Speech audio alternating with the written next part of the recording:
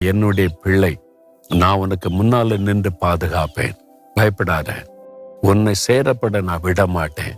அது என்னத்தான் வந்து தாக்க முடியும், ஆனா என்ன தாக்கி யாரும் ஜெயிக்க முடியாது.